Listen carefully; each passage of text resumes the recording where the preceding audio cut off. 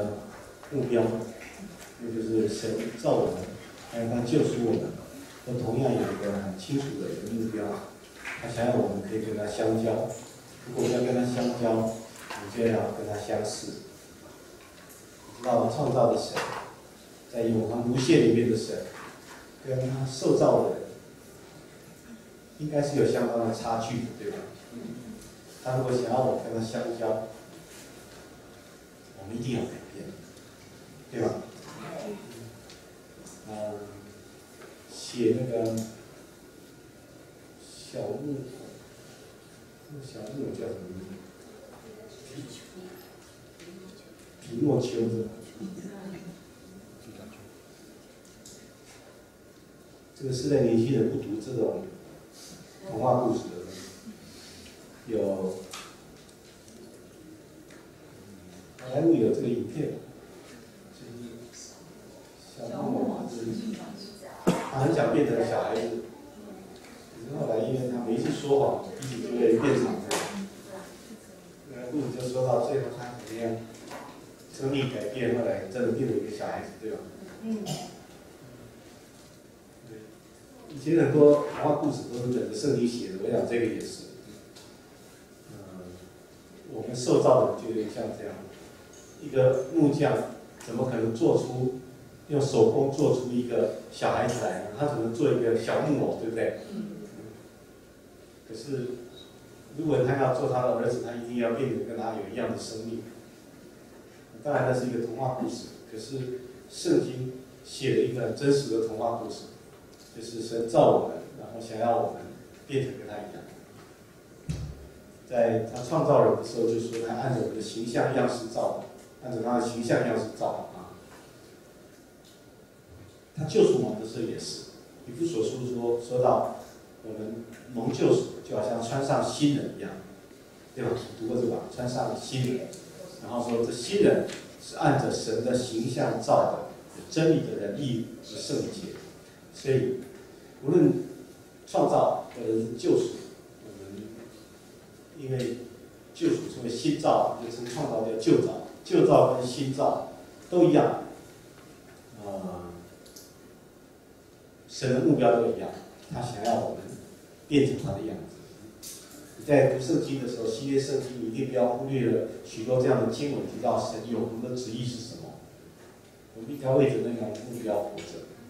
就是连希腊哲学家柏拉图，他似乎都明白这一件事。他这样讲，他说：“人生最首要的责任是什么呢？就是学习向神。人生最首要的责任就是学习向神。”这也是合乎圣经里面的话。那今天早上我给大家提到，一条向神的道路。那就是我们逐渐的结出圣灵的果子来，因为圣灵的果子当然就是神的属性，对吗？它是神就是爱，喜乐也是神很重要的属性，一定不要忽略这个。我们有时候没有用同等的分量想到喜乐这一件事，我们比较快一点想到，我们容易同意神是爱，我们也应该像神一样充满了爱。可是圣经也告诉我们应该像神一样充满了喜乐，知道吗？还有，圣经提到安息，说那是神的安息，神也要我们进入安息。希伯来书还用了强烈的语句讲说，要我们竭力进入安息，竭力 do your best， 尽你的所能要进入安息。你有没有常常这样做？那都是圣经的命令哎。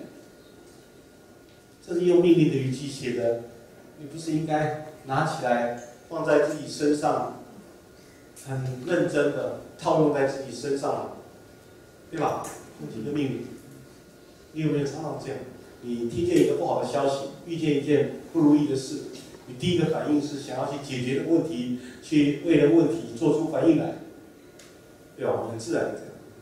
我已经许多年学会一件事，遇见那些事，第一件事提醒自己。我不要失去平安，你不觉得吗？那是挺要的事。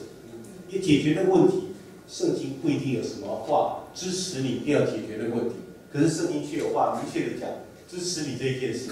就是你应该里面不要失去平安，要叫基督的平安在我们心里做主。你有没有读过这个话？有。这显然又是一个命令句，不是吗？哥罗西书3章15节，又要叫基督的平安在你们心里做主。做主的意思就是他最大，对吧？最优先，心里面有主的平安，就像这样。所以，而你要能够常常喜乐，要能够常常有安息。我觉得主给我们一个很好的工具，很好的道路，就是叫我们赞美神。赞美神是我们的，把我们整个人带动，从阴暗面转向光明的那一面，对吧？赞美神有这个意思，不是吗？去高举神，去把眼目转离开来定睛在神身上，这就是赞美的基本的含义。神想要我们怎样？让我们转眼望耶稣。雅各书第3章，为了这个教导我们一件事，是我们的舌头好像船的舵一样，对吧？船的舵就是影响船的方向。你船明明往东边在走，可是你应该要往西边走，所以怎么样转过来呢？要用舵来转它。当我们的生命往阴暗面在走的时候，用舵把它转过来。那个舵就是我们的舌头。我们舌头能够把它转过来，我想赞美神是最基本的。学习这件事好吗？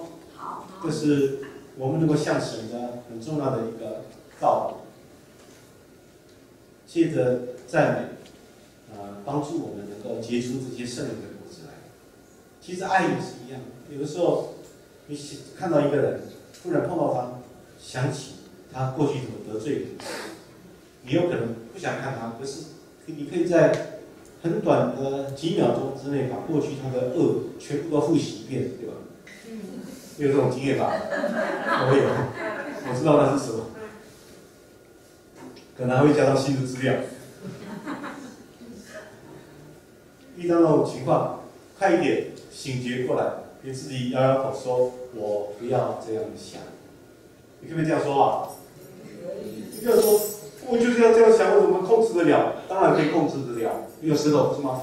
舌头是船的舵，你可以决定你生命的方向。可以说我不要这样想，我不要这样说，我要赞美神。说一句我要给他祝福，这个有点不太容易。可是试试看，至少这样说。刚开始说的时候，就像我们早上在讲带个爽朗的笑容一样，你会觉得假假的，好像不是那么真心。可是你定义要这样说，慢慢，你的生命会跟上去，一定会跟上去。这是圣经讲的话，它是船的舵，对吧？一艘很大的船，你舵开始转的时候，船并不会这样，一下就转过来，但是迟早还会转过来，好吗？那我们学习这个。所以我今天讲到的赞美，神圣的习惯，不只是赞美而已，那是我们追求主很重要的一条道路，让我们可以得胜，让我们可以遵行神的旨意，遵守他的命令，让我们可以跟他的圣灵的果实有份，很重要的道路。我们常常称这个是追求神的第一条轨道。追求神有另外一条轨道，今天下午要提到的，就是让自己的生命更靠近神，亲近神。亲近神不是只是一个抽象式的叙述而已，亲近神是一个道理，是一个生活，是一个我们可以去做的事。事实上是需要操练的事情。300多年前，有一位天主教里面的一个弟兄，他是一个修道士，他有时候回答人家问题，有时候回信给别人，他的讲论，他的短的信，那么造就人。后来他把它汇集成书，成为一本书，名字叫做《操练与神同在》。我们中文的译本大概只有台湾福音书坊的译本，就叫做《与神同在》。劳伦斯弟兄写的，听过吗？那不是在约翰名叫尼克拉斯。那本书原来的书名是《操练与神同在》，与神同在是要操练的。就像喜乐是救恩的恩典，信耶稣有平安喜乐，可是它也是一个命令，对不对？你要能够常常喜乐，是需要去遵行，你要去操练。神与我们同在是一个应许，神与我们同在是一个必然的事，因为他无所不在。你不可能跑到一个地方去说那里没有神，那是不可能的事。可是我们能够，我们的心里跟上去，跟神亲近，以至于神的同在对我们来讲变成有意义，变成好像是我们的东西，那个是需要操练的。这样的操练也是走向我们能够更像神的道路。有一节经文讲到这个，帮我们叫出来啊，哥林多后书3章18节。哥林多后书3章18节，你以前注意过这段经文吗？很重要的经文，先我们众人既然真理，可以看见主的荣光，好像从镜子里反照，就变成主的形状，荣上加荣，如同从主的灵变成的。那这里明确的讲到一条怎么样变成主的样式的道路。他说：“我们敞着脸看见主的荣光。”我想这个不是说我看过了，我像神了，大概不是这样的。我们多的是有人看过神的荣光，并没有立刻像神，有人还特别不像神。现在这里的场这里看见神的荣光是要继续的。在这段经文之前，是在讲旧约时代摩西在西乃山的一个经验。他上了山，有40昼夜待在那里，记不记得？摩西用40昼夜在那里与神同在，下山面皮就发光，还记得这件事吗？所以你如果把这个对照起来，这里保罗的意思一定不是指的你看过有过人的经验，不是的，而是你要继续做的，要继续做的。在圣经里面，有的时候提到这一件事，用了另外一个词来讲，那个词，因此把这个我们亲近神的生活说得更丰富、更完满，可是也因此带来一点容易带来误解、误导我们。这个词叫做等候神，等候神。甚至用等候神来讲这一件事，新约很少提到这样的字眼，多半出现在旧约里面。像我的牧师荣教师，他就喜欢把新约的这一节圣经跟旧约的等候神连在一起，我觉得是有道理的。那我们今天要讲的到一个招牌经文，也是在教会里面最有名的经文之一，就是以赛亚书40章31节。我觉得这是在教会里面最有名的经文之一了。一起来读吗？那等候耶和华的必从心得力，他们必如鹰展翅上腾，他们奔跑却不退却，行走却不疲乏。因为常常听见人家提到说我们要从心得力，圣经里面这句话这4个字是从圣经出来的，一定跟这一节经文有关，因为全本圣经那么厚一本圣经，一大堆的话语，讲到从心得力4个字，只出现在2处经文而已，都在这里了。一处是以赛亚书40章最后一节，一处是以赛亚书41章第1节，这是后来的分章，其实它是连在一起的。所以这是你也可以说圣经唯一提到从心得力的地方。可是有时候我注意到，有的人他们讲从心得力很重要，我们基督徒，我们服侍的人，我们在世上工作都有这样的时候，我们一定要从神从心得力，对吗？可是我发现，常常讲从心得力的人，有可能并没有常常讲到等候神。他们用了圣经这个词，然后就教你怎么样从心得力。比方，你应该工作了，应该怎么样做什么事。可是这里明明告诉我们，从心得力，神给我们一条道路，对不对？但那等候耶和华必从心得力。或等候神，我刚刚提到，有时候容易让人家误解。有一个原因，因为对我们来讲，等候的意思就是我跟人家约好在 Starbucks， 在星巴克3点钟见面，我2点50就到了，在那边等他来，这叫等候的意思，不是吗？所以等候神似乎就是我们好像神不晓得在哪里，或者我们有一个需要祷告，希望蒙神垂听。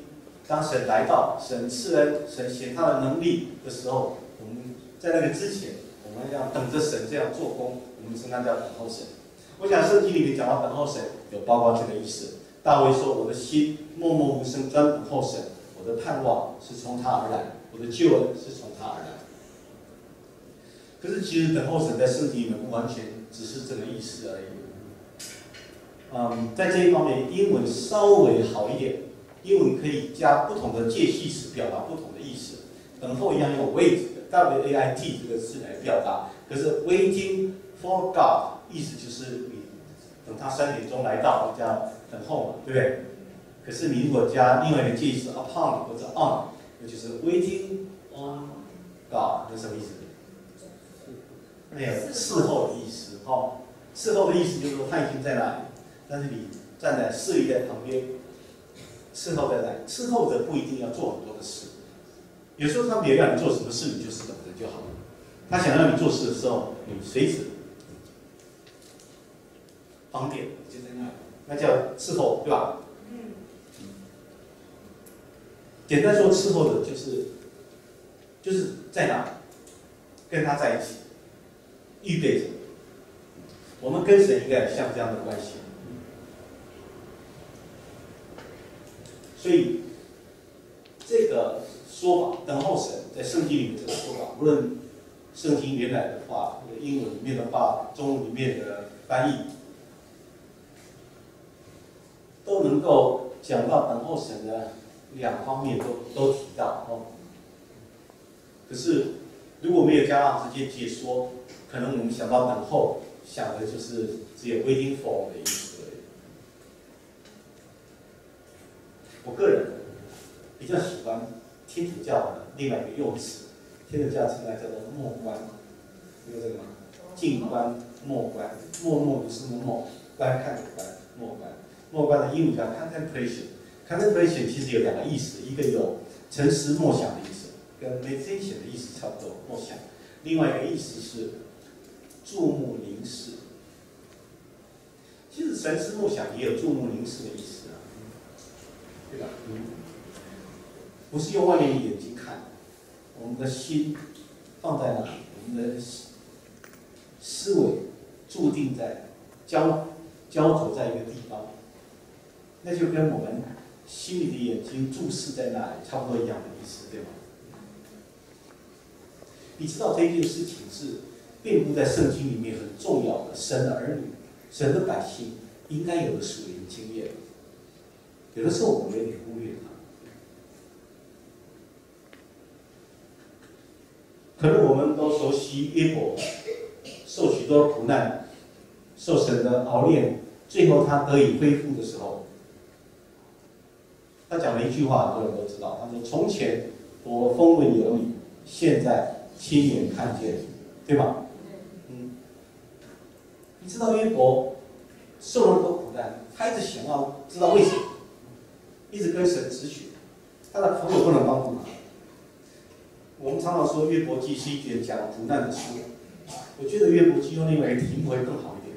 我觉得那是在讲神的荣耀的一本书，因为最后神有跟他说明为什么来遇见苦难吗？没有。有跟他说明苦难的含义吗？没有，一句话都没有。神全部给他的回答，连苦难这个字都没提到。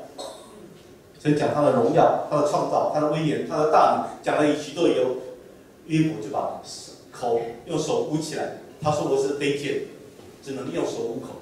我能够说什么呢？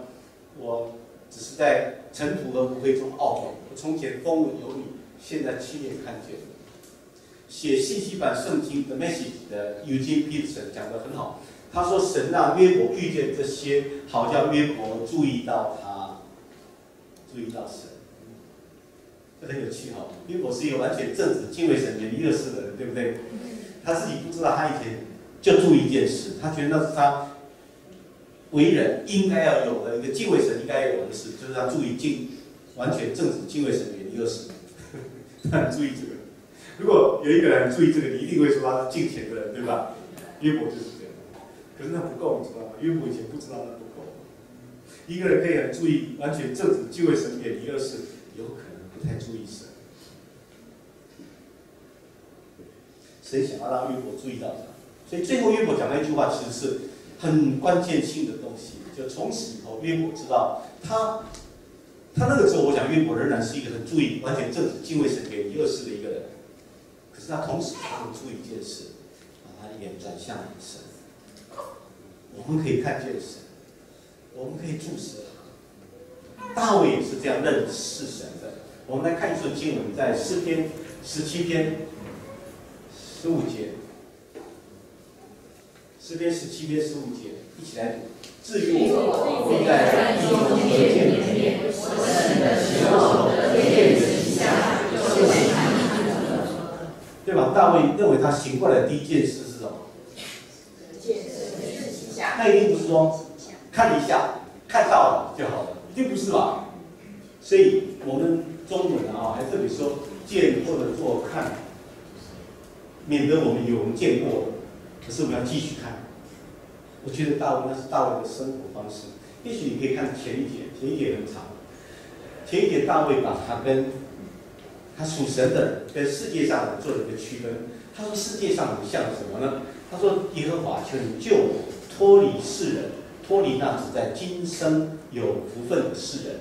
然后他提到世人是怎么对待他们，这个跟很多基督徒的想法不一样。基督徒他们会觉得说，我们蒙恩，因为我们神的儿女，我们蒙恩，好像神总是整天降灾祸给不信主的人一样。没有啊，谁告诉你的？大卫很诚实的讲，不是这样。他说：“你把你的财宝充满当成肚腹，对吧？”哦，还有他们因为儿女心满意足，显然他们有满享天伦之乐，而且还有留下遗产给孩子。所以大卫没有说我们这样，因为我们是神的儿女，就怎么样蒙这个福气。那些外邦人，他不是这样说的。有时候基督徒差不多是这样想的，所以他们做的见证总是提到神怎么样在儿女啊、健康啊、财富上帮助他们，似乎神是做这一件实事，不是那比较次要的事，你知道吗？大卫用这个方式来表明我们跟世人的不同，不是我们比较蒙这一类的祝福。他说世人是这样，我们刚读15节是警戒的话。他说至于我，这很显然在做一个比较，对不对？我必在义中见你的面，我醒了的时候得看你的形象，就心满意足了。大卫认为我们跟世人最大的分别就是我们可以看见神，也从早上起来，我们就是要这样看见他。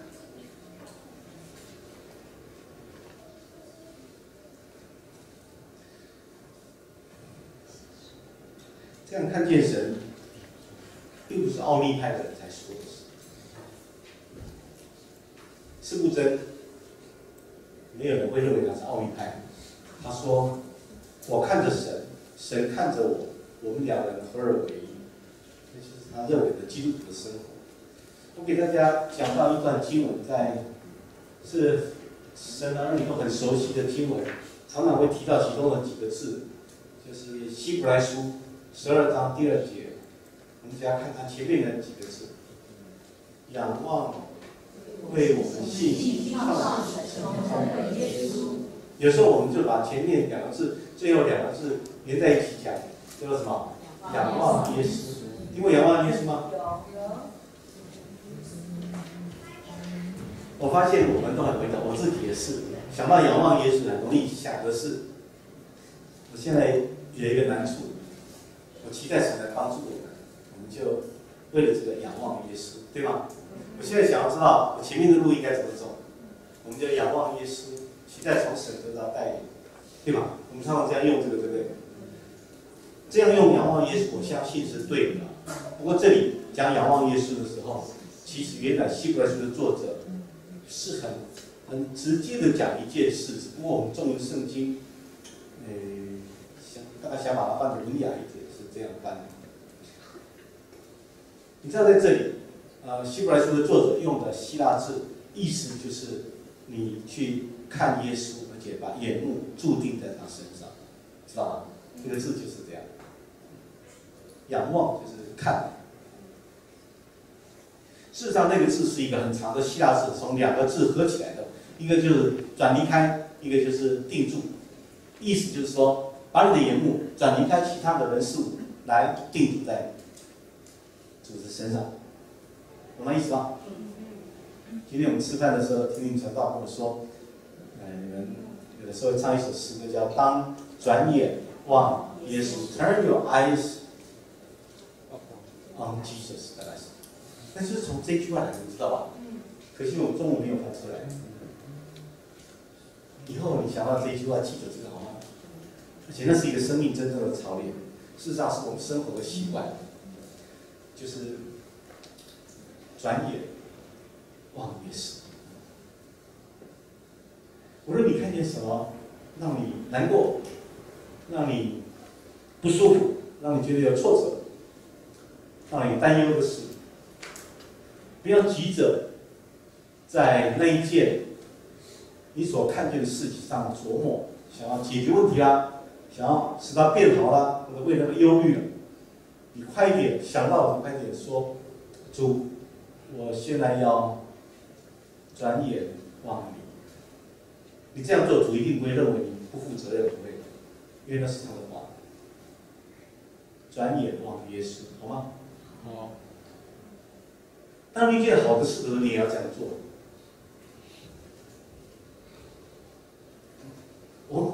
那首诗歌不是在让我们遇见困难的时候，才不要看那个困难望耶稣遇见好的事也要这样，因为这是基督徒生活的样式。遇见好的事也要望耶稣，什么意思呢？我要给大家一个建议。你有没有的时候，也许读圣经忽然有一个亮光？如果真的有一个亮光，你就会觉得里面好像明亮、舒畅，对吧？当你遇见这些的时候，你做什么事？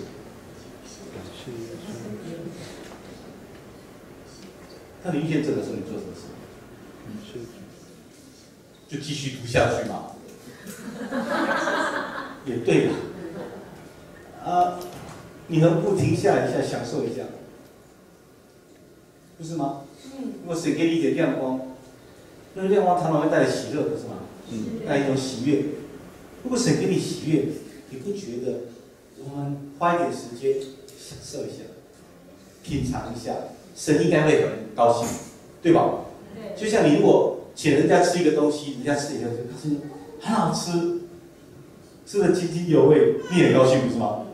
如果神赐福给你，你享受一下，应该是对的，不是吗？就应该这样。我给你一个建议，如果什么时候读圣经啊，或者听到，或者唱一首诗歌，或者怎么样，心好像开了、明朗了，好像喜乐起来，你就对自己说：“这就是耶稣。”你说这就是耶稣。这样讲的意义就是，让自己觉得说，我现在是站在神的儿子面前。这是像大卫的说的话的意思。他说：“我常把耶和华摆在我的面前。”但是我们基督徒需要的操练，你感觉到喜乐，你说这就是耶稣，这并不算过分，因为圣灵、神充满万有，对不对？我想这是为什么神把圣灵说成是像风、像气息一样。因为空气是上帝造在这个世界上，可能是最接近充满万有的含义的一个东西，就是空气，同意吗？只要有空间，它一定会充满在那里，它不会来到一个地方觉得这个地方我不要过去，不会，除非你刻意用一个东西拦阻住它，它自然就会充满一切，对吗？事实上，我觉得上帝所以造空气，就是为了做一个模型，让我们了解它的无所不在。主耶稣道成肉身的时候，他没有办法无所不在，他为了成全救人。可是另外一方面，也为了让我们认识神是可以有未可的方式向我们显现。因为我们想到神无所不在，比较容易把它想得很抽象。可是有一位有未可的耶稣，我们会感觉不一样，对吧？像空气一样的无所不在，陪伴在你旁边，跟有一位陪伴在你旁边感觉不一样。你同意吗？你如果一个人跑到很黑暗的地方，说明旁边有坟墓的地方，你说主与我同在，虽然这样说，心里还是怕怕的。旁边如果有天灵传道跟我们在一起，就不怕了，是吗？前面天灵传道比无所不在的神还实在一点，对吧？我们几乎都是这样，不是吗？因为我们对神不够有那种有位格的具体的认识。